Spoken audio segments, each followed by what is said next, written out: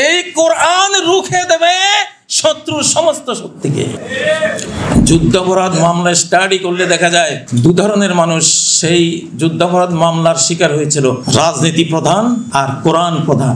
রাজনীতি প্রধানটা ফাঁসিতে চলে গেছে, কোরআন প্রধানদেরকে আল্লাহ ফাঁসিতে ঝুলাতে দেননি, একজনকেও পারে। পৃথিবীতে কিছু শতাব্দী কিছু সময় আসে, দুর্বল তখন সবল, সবল তখন দুর্বল। আমি আল্লাহর কসম করে বলি, পৃথিবীর যারা ফেরাউনত্ব দেখাও, নমরুদত্ব দেখাও, তোমরা বিভিন্ন সংঘের নামে নিজেদেরকে শক্তিমান মনে করো, তোমরা পৃথিবীতে এখন অসহায়, তোমরা পৃথিবীতে এখন দুর্বল, হীনবল, কারণ আকাশ ধরেছে তোমাদের। আর পৃথিবীতে যারা এখন দুর্বল, কাজী ইব্রাহিমরা দুর্বল, হুজুররা দুর্বল, আলেম সমাজরা দুর্বল, এরাই এখন সবল। বাংলাদেশে 5ই আগস্ট যেটা হয়েছে, পোলাপান, টোকাই পোলাপান, শিশু কিশোর, সাধারণ পোলাপান যারা কোটার জন্য আন্দোলন করলো, আল্লাহ গোটা বাংলাদেশ তাদেরকে দিয়ে দিলেন। আলেমের দিন শেষ, আলেমের 7 মহাদেশ। শুনে রাখ, সারা পৃথিবীর গ্লোবাল পলিটিশিয়ান যারা, শুনে রাখ, আলেমরা আমরা আসতেছি ইনশাআল্লাহ 7 মহাদেশ নেব এবার।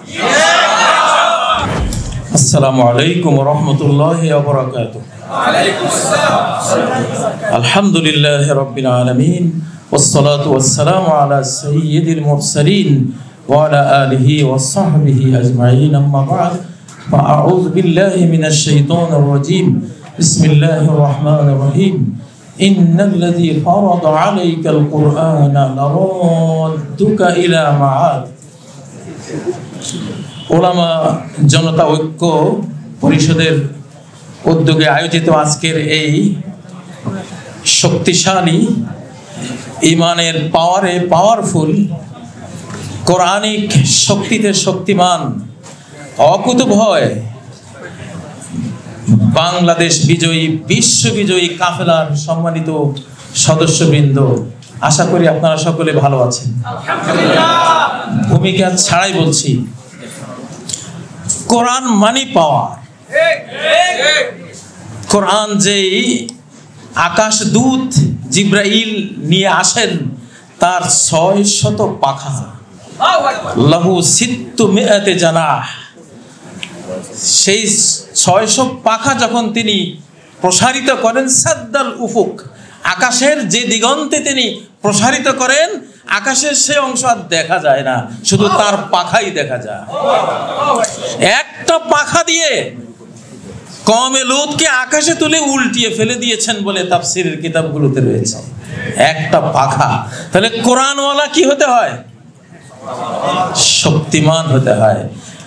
কোরআন যেই জিবরাইল আলাইহিস সালামের হাতে যিনি কোরআন নিয়েছিলেন, মুহাম্মদ সাল্লাল্লাহু আলাইহি ওয়াসাল্লাম, 40 যুবকের পাওয়ার তার শরীরে ছিল। পৃথিবীর কোন পালোয়ান তার সাথে কুস্তি লড়ে তাকে হারাতে পারেনি। তো কোরআন আসলে, কোরআনের অপরিহার্যতা চলমান সংকট নিরসনে আসলে বাংলাদেশের সবচেয়ে বড় সমস্যা যেটা আমার নজরে, আমার অবজারভেশনে, সেটা হলো গোলামি। সেটা হলো গোলামি, ব্রিটিশের গোলামি, তারপরে পার্শ্ববর্তী দেশের গোলামি, ইউরোপ আমেরিকার গোলামি। গোলামিটাই আমাদের সবচেয়ে বড় সমস্যা। এই জন্য সবচেয়ে বড় ঔষধ হলো স্বাধীনতা। স্বাধীনতা। ওই কলোনি বানানেওয়ালারা যেদিন আসছিল আমার ঘরে মেহমানদারির জন্য, মেহমানদারি করে দিয়েছিলাম, স্বাধীনতার মেহমানদারি করেছিলাম। স্বাধীন বাংলাদেশ জিন্দাবাদ, রমুক্ত বাংলাদেশ জিন্দাবাদ, হিন্দুস্তানি রাজাকার ধর ধর মার মার। এটা আকাশে কবুল হয়েছে, এটা আমার স্লোগান ছিল না, এটা আকাশে কবুল হয়েছে ইনশাআল্লাহ। আমি মনে করি কোরআন, বাংলাদেশে 700 নদী আছে, কোরআন নিজেই তো এক অনন্ত নদী। আল্লাহুম্মা জাআলিল কোরআন রাবিআ কলবি, হে আল্লাহ, কোরআনকে আমার হৃদয়ের ঝর্ণা ধারা, আমার হৃদয়ের নদী নালা বানিয়ে দাও তুমি। এই দেশের 20 লক্ষ আলেম যদি 100 জন করে কোরআন শিক্ষা দেয়, 20 কোটি মানুষের কোরআন শিক্ষা হয়ে যায়। কয়দিন লাগবে? 3 মাস, 6 মাস। প্রিয় ভাইয়েরা, মাহমুদুল হাসান দেওবন্দি রহমতুল্লাহ আলাইহি যখন ব্রিটিশের কারাগারে 4 বছর ছিলেন, 4 বছর শেষে এসে যেই কথাটি বলেছিলেন যে জেলে গিয়ে বুঝলাম আমরা আলেম সমাজ কোরআনের প্রতি গুরুত্ব দেই না। আমি জেলখানায় প্রচুর কোরআন তেলাওয়াত করে আল্লাহ আমাকে বুঝিয়েছেন যে কোরআন ছাড়া আসলে আলেমদের পাওয়ার আসতে পারে না। কোরআন ছাড়া আলেমরা বিশ্ব নেতৃত্ব পেতে পারে না। কোরআন ছাড়া আলেমরা কোনো দেশের কর্তৃত্ব পেতে পারে না। কোরআন লাগে। ফ্রান্স যখন আলজেরিয়া আক্রমণ করে, ফ্রান্সের একজন মৌলানা আল্লামা বাদায়ুনি রহমতুল্লাহ আলাইহি গোটা আলজেরিয়ায় কোরআনের ভোরের মক্তব, মাদ্রাসা, রাতের বিদ্যালয় তৈরি করে ফ্রান্সকে মেরে সেখান থেকে ভাগিয়ে দিয়েছিলেন কোরআন দিয়ে। যখন সমগ্র ইউরোপ সালাউদ্দিন আইয়ুবীর উপরে হামলে পড়েছিল, সালাউদ্দিন আইয়ুবী তার গোটা মুসলিম সাম্রাজ্যে কোরআনের মাদ্রাসা মক্তব তৈরি করে সেই মাদ্রাসা মক্তবের ছাত্রদেরকে দিয়ে সমগ্র ইউরোপের সম্মিলিত ক্রুসেড শক্তিকে পরাভূত করেছিলেন। সত্য নয় কি? ব্রিটিশরা যখন এই মহাদেশে আসে, তারা মুসলিমদের সাথে যুদ্ধ করে পারে না, আলেমদের সাথে পারে না। আর আমরা লাঠি, ছোটা, তীর, তরবারি নিয়ে যুদ্ধ করে, ওরা রাইফেল, বন্দুক, মেশিন গান নিয়ে আসে, সমানে সমানে লড়ে। শক্তির উৎস কি? গোয়েন্দাদেরকে বলল মুসলিমদের শক্তির উৎস খুঁজে বের করো। 50 বছর গোয়েন্দারা খুঁজে বের করে বলল এই যে মুসলিম জাতি, তার শক্তির উৎস হলো ভোরের মক্তব, যেখানে তারা কোরআনের শিক্ষা নেয়। বাংলাদেশে আমি 6000 মক্তব তৈরি করে 90 লক্ষ শিশুকে কোরআন শিখিয়েছি। আমার টার্গেট ছিল 10 লক্ষ অন্তত মক্তব তৈরি করব, কিন্তু পারিনি। ওই কলোনিয়ানরা টের পেয়ে গেছে, টের পেয়ে এটার পিছনে শত্রু লাগিয়ে দিয়েছে। তবে আলেম যদি সতর্ক হয়, প্রত্যেক আলেমের 50, 100 বা কম বেশ তার মক্তব থাকতে হবে, কোরআনের বিদ্যালয় তার থাকতে হবে। এই কোরআন রুখে দেবে, এই কোরআন রুখে দেবে শত্রুর সমস্ত শক্তিকে। যুদ্ধাপরাধ মামলায় স্টাডি করলে দেখা যায় 2 ধরনের মানুষ সেই যুদ্ধাপরাধ মামলার শিকার হয়েছিল, রাজনীতি প্রধান আর কোরআন প্রধান। রাজনীতিটা জিনিসটা হলো রক্তরাঙ্গা পথ। রাজনীতি প্রধানটা ফাঁসিতে চলে গেছে, কোরআন প্রধানদেরকে আল্লাহ ফাঁসিতে ঝুলাতে দেননি, একজনকেও পারেনি, মেরেছে তারা। মৌলানা আবুল কালাম আজাদ পালিয়ে গেছেন, আল্লাহ তুমি সরো। প্রফেসর গোলাম আজম উনি জামাত করেন ঠিকই, কিন্তু উনি ছিলেন শিক্ষক, কোরআনের শিক্ষক, তাকেও আল্লাহ মৃত্যু দিয়ে ফাঁসিতে ঝুলতে দেননি। মৌলানা আবুল কালাম ইউসুফ উনিও কোরআনের মানুষ ছিলেন, আল্লাহ তাকেও সেভ করেছেন। বহু আলিম ওলামা দেখেছি আমি, 71-এ দেখেছি। 71-এ যে এত হাজার হাজার আলিম হত্যা করা হয়েছে সেটা কেন বলা হয় না? 71-এ কেন আলিম হত্যা করা হয়েছে? বাংলাদেশে আলেমের শত্রু কারা? কোন গণেশ আলেমের শত্রু? আমরা তাদের খুঁজে বের করবো ইনশাআল্লাহ, তাদের খুঁজে বের করবো। আকাশ আমাদের সাথে আছে, আকাশ এখন আমাদের সাথে। এই শতাব্দী আকাশের শতাব্দী। এখন পৃথিবী আকাশের কমান্ডে চলবে, ডাইরেক্ট হয়ে গেছে। কিছু সময় পৃথিবীতে আসে যখন আকাশ পৃথিবী নিয়ন্ত্রণ নিয়ে নেয়। কাবা ধ্বংসকারী আব্রাহার সময় আকাশ নিয়ন্ত্রণ নিয়ে নিয়েছিলেন। আব্দুল মুত্তালিব বলেছিল ইন্না লিহাযাল বাইতি রাব্বান সায়াহফাযুহু, এই ঘরের রব আছে, তিনি রক্ষা করুন। ফেরাউন আর মূসা আলাইহিস সালামের কাহিনীতে পৃথিবীতে কিছু শতাব্দী, কিছু সময় আসে, দুর্বল তখন সবল, সবল তখন দুর্বল। আমি আল্লাহর কসম করে বলি, পৃথিবীর যারা ফেরাউনত্ব দেখাও, নমরুদত্ব দেখাও, তোমরা বিভিন্ন সংঘের নামে নিজেদেরকে শক্তিমান মনে করো, তোমরা পৃথিবীতে এখন অসহায়, তোমরা পৃথিবীতে এখন দুর্বল, হীনবল, কারণ আকাশ ধরেছে তোমাদেরকে। আর পৃথিবীতে যারা এখন দুর্বল, কাজী ইব্রাহিমরা দুর্বল, হুজুররা দুর্বল, আলেম সমাজ দুর্বল, এরাই এখন সবল। মুসা আলাইহিস সালামের 300-350 বাহিনী, ফেরাউনের 10-12 লক্ষ আর্মির সামনে কিছুই না, কিন্তু দুর্বলরাই রক্ষা পেয়েছে, সবলরা মারা পড়েছে। পলায়ন পর হযরত নূহ আলাইহিস সালাম জাহাজে পালিয়ে যাচ্ছেন, কয়টা মানুষ? 70-80 জন।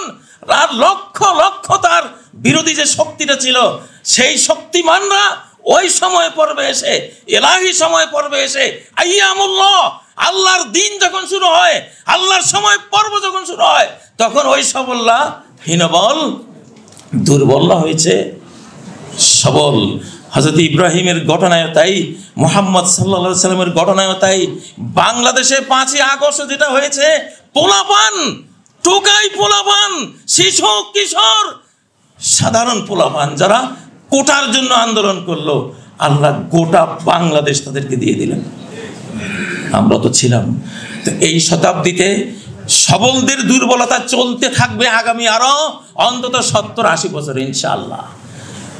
সবলরা হবে দুর্বল, দুর্বলরা থাকবে কি সবল। অনেক শক্তিশালী আন্দোলন উঠবে, ষড়যন্ত্র উঠবে, রেজাল্ট জিরো। আকাশের অদৃশ্য হাতে সেটাকে গুড়িয়ে দেবে।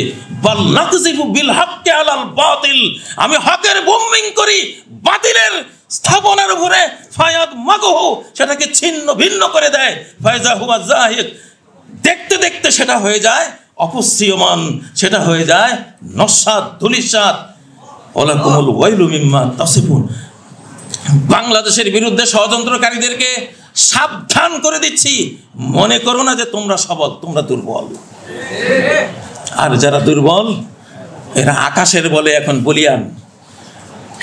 আমি প্রত্যেকটা বক্তৃতা একটা কথা বলি, আকাশ যে হারে বৃষ্টি দিচ্ছে এই বছর যে বৃষ্টি ধারা আমার শিশুকালে আমি দেখেছি, মুরব্বীরা আছেন, সেই 40 বছর আগের এই রহমতের ফলগু ধারা, বৃষ্টি ধারা একটা বার্তা দেয় যে বাংলাদেশ, আল্লাহ বলছেন আমি হাতে নিয়েছি, আমি বৃষ্টি দেব।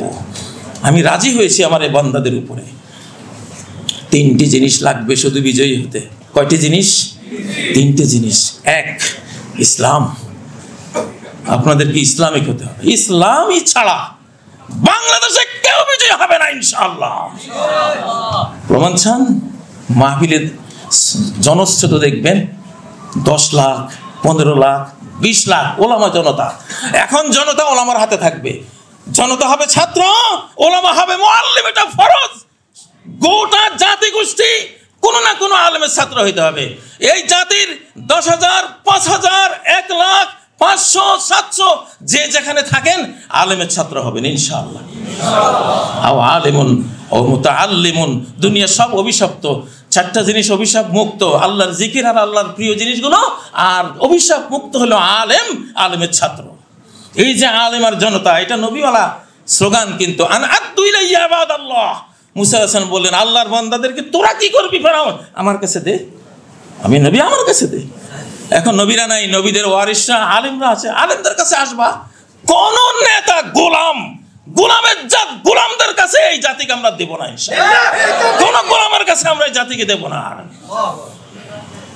ইউরোপের গোলামি করবা, ওই যে পশ্চিমাদের গোলামি করবা, পার্শ্ববর্তী দেশের দালালি গোলামি করবা, গোলামরাই সর্বনাশ করেছে আমাদের। গোলামি মে নাকামাতি হাশামশিরি নতদবিরি জুহো যাওকে ইয়াকি পয়দা তু কাট জাতি হে জিনজিরি। ইকবাল বলেন যে গোলামির মধ্যে না কোনো তদবির কাজে আসে, না কোনো তলোয়ার কাজে আসে। সিরাজউদ্দৌলার তলোয়ার কাজে আসেনি, গোলামি মনোবৃত্তির মীর জাফরদের কারণে তলোয়ার কাজে আসেনি, কোনো তদবিরও কাজে আসে না।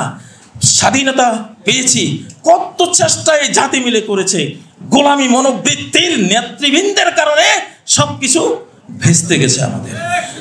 জুহ যাওকে একই পয়দা, আমরা কিছু করতে পারবো ইনশাআল্লাহ। আমরা বাংলাদেশ, আমরা হার না মানার জাতি।